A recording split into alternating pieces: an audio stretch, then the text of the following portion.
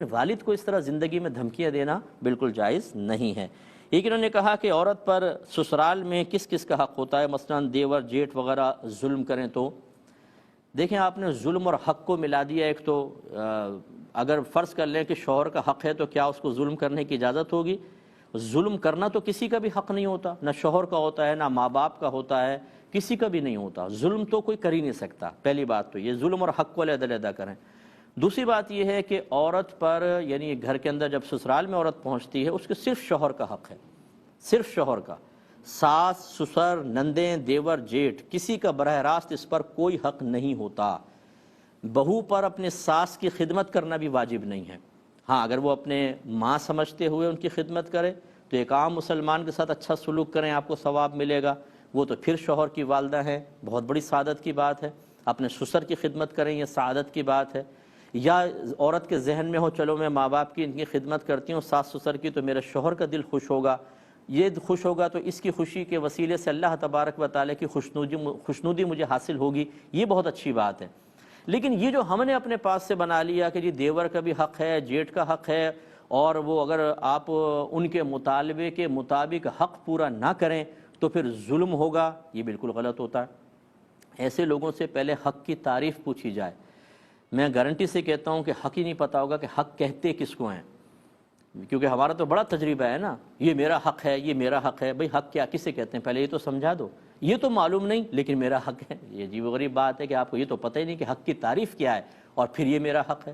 تو یہ کسی کا حق نہیں ہے۔ اگر وہ اس طرح دیور جیٹ آپ پر ظلم کر رہے ہیں، وہ سمجھتے ہیں کہ آپ پر چیخنا، آپ پر چلانا، آپ کو آرڈر کرنا، اپنی چائے بنوانا، کپڑے دھلوانا، یہ شاید ان کا حق ہے، تو یہ حق نہیں ہے، یہ اب اس کو کہیں گے ظلم ہے، ٹھیک ہے نا۔ اور اس طرح کے جو خاندان ہیں انہیں شرم کرنی چاہیے اور دین سیکھنا چاہیے تاکہ آپ کسی کی بچی پہ ظلم کے مرتکب نہ ہوں۔ ایک آخر میں اس میں مشوراتاً میں یہ بات عرض کرتا ہوں، بچی نے پوچھا کہ کیا یہ کس کس کا حق ہے کس کا نہیں۔ میں اکثر یہ سمجھاتا ہوں بات، یہ بچی پہ کوئی طنز نہیں ہے لیکن میں اکثر بات سمجھاتا ہوں، میں عرض کرتا ہوں، لیکن انشاءاللہ پہلے ایک چھوٹا سا بریک لے لیتے ہیں، حاضر ہوتے ہیں بریک کے بعد۔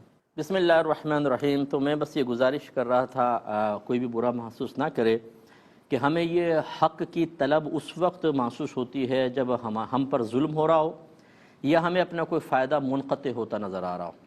ویسے ہم دین سیکھنے کے لیے تیار نہیں ہوتے۔ ہماری بہن کو یہ بھی پوچھنا چاہیے تھا کہ یہ بتائیں کہ مجھ پر کس کس کا حق ہے تاکہ میں اس کو ادا کروں، شوہر کا کتنا حق ہے، فلاں کا کتنا حق ہے۔ تو یہ کوئی ناراض نہ ہو، میں نے اسی لیے پہلے معذرت کر لی ہے کہ بیوی اسی وقت ہمیں میسج کرے گی کہ جب شوہر کی طرف سے اسے کوئی تکلیف پہنچے گی، اس سے پہلے یہ نہیں پوچھے گی کہ میں کسی حق میں کوتاہی کی مرتکبہ تو نہیں ہو رہی۔ شوہر پیار کر رہا ہے، پکنک پہ لے کے جاتا ہے، زیور کے سیٹ بنا کر دے رہا ہے، گھر میں سب ہنسی خوشی ہیں، کبھی دین سیکھنے کا ہمیں بالکل خیال تک نہیں آئے گا۔ شوہر کا موڈ آف ہو جائے گا، شوہر ضرورتیں پوری نہیں کرے گا، پھر ہم فوراً معلوم کریں گے کہ یہ بتائیں کہ میرا کیا حق ہے، شوہر میرا حق ادا نہیں کر رہا۔ اس وقت آپ کو کویسچن کرنا کوئی ناجائز نہیں کہہ رہا ہوں، لیکن جب ہم خوشی کے موقع پر ہوں، جب اولاد فرما برداری کر رہی ہو، ہمیں بظاہر کوئی تکلیف نہ پہنچا رہی ہو، جب بیوی بالکل فرما برداری کر رہی ہو، اس وقت بھی پوچھ لیں کہ کوئی ایسا تو نہیں کہ میں حق میں کوتاہی کر رہا ہوں، بظاہر ہمارا ماحول بہت اچھا ہے لیکن ہو سکتا ہے میں غلطی کر رہا ہوں اور مسلسل گناہ گار ہو رہا ہوں۔ اس لیے دین سیکھنا صرف اس وقت ضروری نہیں ہے، نہ دین سیکھنے کا فقط اس وقت ذہن بنائیں جب اپنے مفادات پہ ضرب لگ رہی ہو، جب کوئی پریشانی محسوس ہو رہی ہو، بلکہ دین فی نفسی ہی سیکھنے والی چیز ہے۔ طلب العلم فریضۃ علی کل مسلم، آپ کے نبی نے فرمایا کہ علم کا سیکھنا ہر عاقل بالغ مسلمان مرد و عورت پر فرض ہے۔ یہ تو نہیں فرمایا کہ جب تمہیں ضرورت ہو تب فرض ہے، مطلقاً فرض ہے۔ ایک دین کا حصہ ایسا ہے کہ جسے ہر عاقل بالغ مسلمان مرد و عورت کو سیکھنا ہوگا۔